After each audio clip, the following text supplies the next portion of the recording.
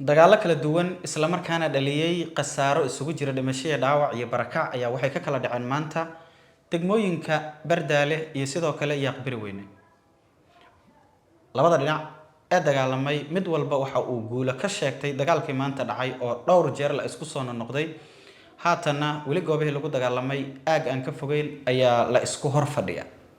Muuqaalkan ugama sheekeynayno maanta dagaalkii dhacay iyo guulaha la kala gaaray iyo khasaarihii ka dhashay,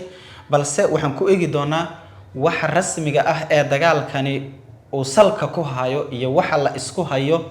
ayaan eegi doonaa. Dagaalkan oo dhowr jeer soo noqday waxa sababay iyo waxa la isku hayo ayaan ku faahfaahin doonaa soo dhawaada. bilooyinkii u dambeeyayba waxay dagaal ka jireen qaar ka mid ah deegaanada maamulka Koonfur Galbeed gaar ahaan gobolka Shabeellaha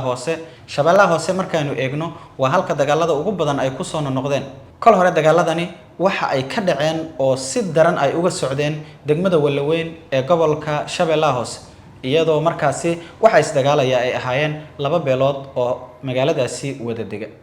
muddo kadib dagaalkii waxaa loo rogay in labadii dagaalamay mid ka midihii uu noqdo mid maamul ah ama sharci ah, halka kii kalena lagu tilmaamay sharci darro iyo mooryaan. dagaalkani waxa uu si rasmi ah salka ugu hayaa isla markaana markiisii hore ka soo bilowday isriix-riix xagga awoodda ah oo ka dhaxeeyo beelo walaalo ah oo halkaasi wada dega. degmada Walaweyn iyo sidoo kale Yaaqbari Weyne iyo tuulooyinka ku hareeraysan beelo wada dega ayaa dagaalku markii hore ka bilowday, balse haatan maamulka Koonfur Galbeed ee uu hogaamiyo madaxweyne Cabdicasiis Xasan Maxamed Laftagareen ayaa mid ka mid ah beelahaasi la saftay, isagoo beeshii kalena ku tilmaamay inay tahay mid mooryaan ah oo dhiganaysa jidgooyooyin. ciidanka lagu weeraray inta u dhaxaysa Yaaqbari Weyne iyo Walaweyn waa ciidan macwiisley ah isla markaana halka kula dagaalamayay muddo Al-Shabaab.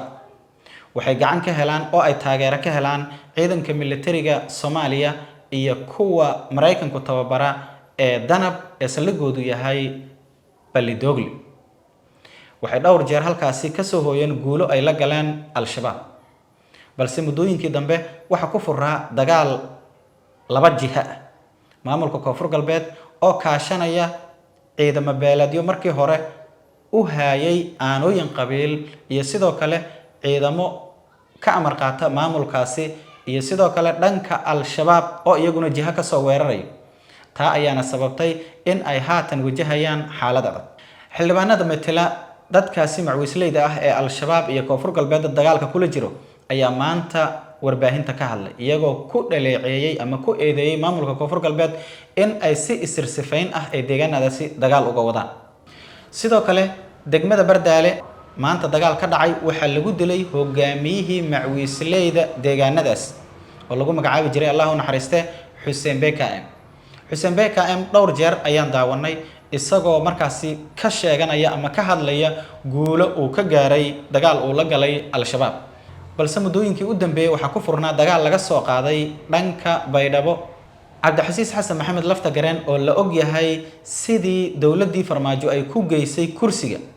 ayaa siyaasadda uu ku shaqeeyaa waxay tahay in uu cid kasta oo isaga ka ra'yi duwan ama ka aragti duwan ama uu u arko in ay mucaarad ku tahay in uu la dagaalamo oo uu maamulkaasi ka sifeeyo. waxay ku andacoonayaan dhinacyada Cabdicasiis Laftagareen uu weeraray in ciidanka uu u adeegsaday ay yihiin dhammaan ciidan ka soo galay Al-Shabaab sanadihii u dambeeyay, kuwaasi oo ceel badan u qaba macwiisleyda ka soo horjeedo Al-Shabaab. Cabdicasiis Xasan Maxamed Laftagareen ayaa haatan waxa ku soo wajahan doorasho, waxaana uu doonayaa in uu mar kale kursiga uu ku soo laabto. sidaas darteeda dhan kasta oo ay uga imaan karto awood mucaarado ah ayuu rabaa inuu isagu hubka dhigis ku sameeyo. sidoo kale waxaa jirta in maamul goboleedyada qaar ay faa'iido ku qabaan in ay Al-Shabaab ku hareereysnaadaan ama deegaanadooda ay joogaan, iyagoo markaasi fursadaasi ka dhaxarka inaanan laga soo weerari karin jihooyinka ay ka jiraan Al-Shabaab, maadaama ay suurtagal tahay in madaxtooyada Soomaaliya ay ku qabsato ama ay doonto in ay kursigaasi isaga dhaafiso. sidaas darteeda siyaasiyiin ka soo jeeda deegaanada Koonfur Galbeed ayaa waxay leeyihiin Cabdicasiis Laftagareen waxa uu ka soo horjeedaa in lala dagaalamo Al-Shabaab, waana sababta uu macwiisleyda kacay ee ka soo jeeda beelaha dega koonfur galbeed doonayaan in al-shabaab iska xoreeyaan uu doonayo in uu hubka dhigis ku sameeyo kuna tilmaamo kuwa al-shabaab la shaqeeyo ama mooryaan jidgooyooyin dhigta ogeysiis